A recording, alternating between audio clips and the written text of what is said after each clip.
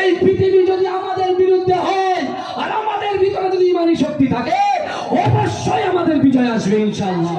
আমি আপনাকে বলে যাই, আল্লাহ পাক সব লড়াই কিন্তু হিন্দুদের বিরুদ্ধে নয়, আমাদের লড়াই কিন্তু ইসরায়েলের। আসসালামু আলাইকুম ওয়া রাহমাতুল্লাহি ওয়া বারাকাতুহু। আউযু বিল্লাহি মিনাশ শাইতানির রাজীম। বিসমিল্লাহির রহমানির রহিম। আহাসিবান নাসু ইয়াতরাকু আইয়াকুলু আমান্না ওয়া হুম লা ইফতানুন। উপস্থিত মঞ্চে উপবিষ্ট এ বাংলার আলেমে দ্বীন, সামনে উপবিষ্ট আমার রসুল পাকের হাজার হাজার উম্মতিগণেরা, আজকে আমরা এই ধনপোতা বাজারে যারা উপস্থিত হয়েছি, এই ধনপোতা বাজারে আমরা যারা হাজিরা দিয়েছি, আমরা ঘর ছেড়ে এসেছি, আমাদের বাচ্চাদের ছেড়ে এসেছি, আমার মায়েদের কাছ থেকে দোয়া নিয়ে এসেছি যে আজকে সংবিধান লড়াইয়ের লক্ষ্যে সংবিধানকে সম্মান জানিয়ে আজকে আমরা ধনপোতা বাজারে এত লোক এখানে উপস্থিত হয়েছি। আজকে মোদী সরকার যেভাবে একটা কওমকে লক্ষ্য করে তাদেরকে কোণঠাসা করার চক্রান্ত করছে, সেই চক্রান্তের বিরুদ্ধে দাঁড়াতে আমরা হাজার হাজার রাসূলুল্লাহর উম্মত এই ধনপোতা বাজারে হাজির হয়েছি। আর আল্লাহ কোরআনে বলছে, বান্দা মান কানা লিল্লাহি কানা আল্লাহু লাহু, যে ব্যক্তি আমার হয়ে যায় আমি আল্লাহ তার হয়ে যাই। আজকে আমাদের এই লড়াই বিশেষ করে শুধু বাংলার জমিনে নয়, আপনি যে রাজ্যে যাবেন সেই রাজ্যে বর্তমান কেন্দ্রীয় সরকার, যেহেতু আজকে প্রধানমন্ত্রীর যে সিটটা, এই প্রধানমন্ত্রীর সিটকে আমরা স্যালুট করি। তিনি ঠিক আছে, আপনি দেশের প্রধানমন্ত্রী, আপনাকে সম্মান করি, কিন্তু তাই বলে আপনি যা ইচ্ছা তাই করবেন। আজকে আমাদের বাপ দাদাদের যে অক্লান্ত পরিশ্রম, হাড় কাটা খাটতি রেখে তারা কষ্ট করে মাঠে চাষ করে আল্লাহর রাস্তায় ফি সাবিলিল্লাহ তাওয়াক্কালতু আলাল্লাহ করে তিনি যে সম্পত্তিগুলো ব্যয় করেছে, কেউ মাদ্রাসায় দিয়েছে, কেউ মক্তবে দিয়েছে, কেউ মসজিদে দিয়েছে, কেউ হিন্দু ভাইদেরকে দিয়েছে, কেউ দোকানপাট করার জন্য দিয়েছে। আজকে তাদেরকে সেখান থেকে উৎখাত করার জন্য, আপনারা নিজেদের স্বার্থ সিদ্ধি করার জন্য, নিজেদের পকেটটাকে ভর্তি করার জন্য আজকে অসহায় মুসলিম, বিশেষ করে যারা অসহায় দরিদ্র খেতে খাওয়া মানুষ, আজকে তাদের কাছ থেকে সেই সকল জিনিসগুলো কেড়ে নিচ্ছেন। মুসলমানদের কাছ থেকে সম্পত্তিটাকে জোরপূর্বক রাতারাতি আইন পাশ করে আপনি এভাবে নিতে পারেন না। এ যুবকেরা বিশ্বাস করেন, আমি আপনাদেরকে বলছি, আজকে ডাক আসবে, আগামী দিনে আবার আমাদের দাঁড়াতে হবে, কিন্তু বিশ্বাস করুন এটা হচ্ছে আমাদের ইমানি পরীক্ষা।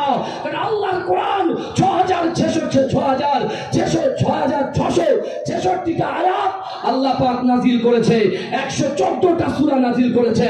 এ যুবকেরা ওই কোরআনের দিকে তাকান, বিশ্বাস করেন আল্লাহ বলছে, বান্দা আহাসিবান নাসু ইয়াতরাকু আইয়াকুলু আমান্না, আল্লাহ বলছে বান্দা তোমরা যারা ঈমান এনেছো তোমরা কি মনে করো আমি আল্লাহ তোমাদেরকে ছেড়ে দেব? আমি আল্লাহ কি তোমাদেরকে ছেড়ে দেব? ওহুম লা ইফতানুন, আমি আল্লাহ কি তোমাদের পরীক্ষা করব না?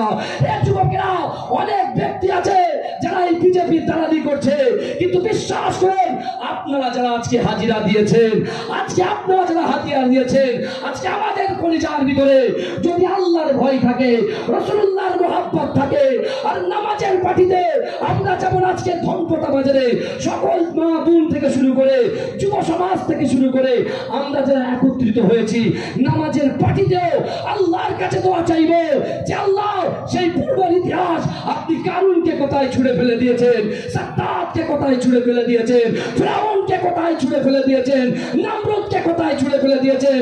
আল্লাহ এই জালিম সরকারকে আপনার গায়েবী শক্তি দ্বারায় আপনি তাকে উৎখাত করে দেন।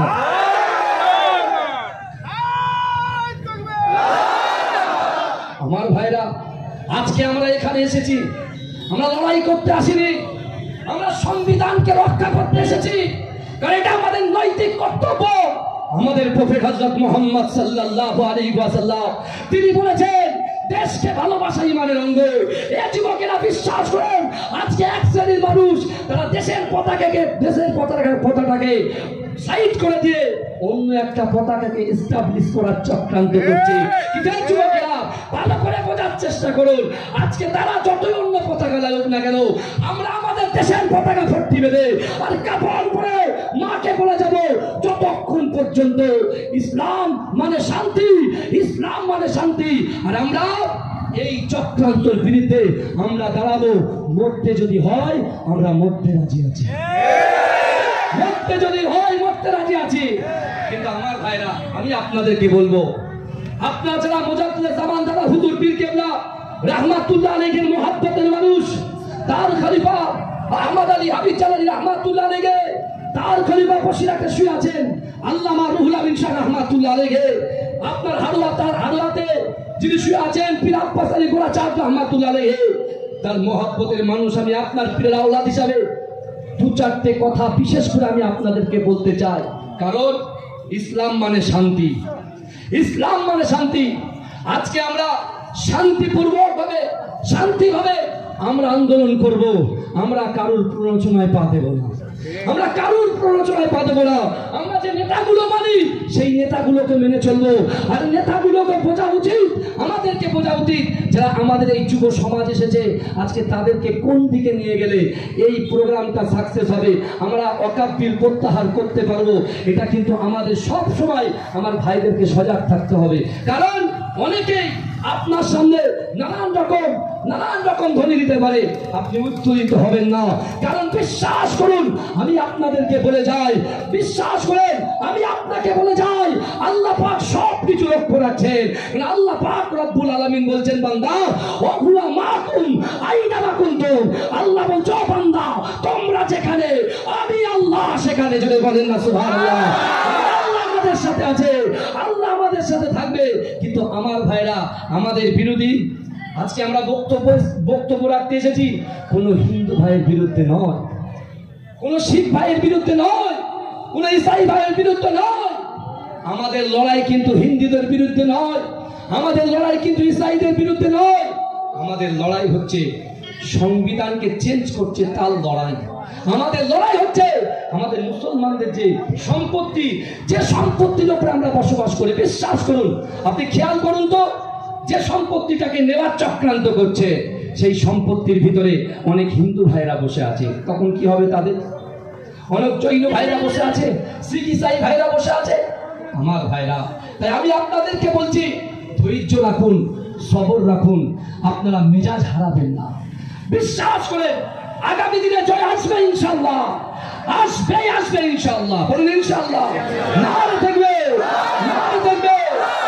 আমার ভাইরা, তাই আমি আপনাদেরকে বলবো, বিশেষ করে আমার সকল ভাইদেরকে বলছি, আগামী দিনে 26শে এপ্রিল আমরা যখন ব্রিগেড ময়দানে যাব, অনেকে আমাদেরকে উত্তপ্ত করবে, অনেকে আমাদের লাঞ্ছিত করার চেষ্টা করবে।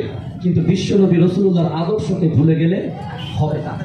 রাসূলুল্লাহ আদর্শকে সামনে রেখে, কোরআনকে সামনে রেখে যদি আমরা ইহদিনাস সিরাতাল মুস্তাকিমের পথে এগিয়ে যেতে পারি, অবশ্যই এই পৃথিবী যদি আমাদের বিরুদ্ধে হয় আর আমাদের ভিতরে যদি ঈমানী শক্তি থাকে, অবশ্যই আমাদের বিজয় আসবে ইনশাআল্লাহ। আমার ভাইরা, তাই আমি আপনাদেরকে বলছি, আপনারা খাস করে আল্লাহর কাছে দরখাস্ত করুন।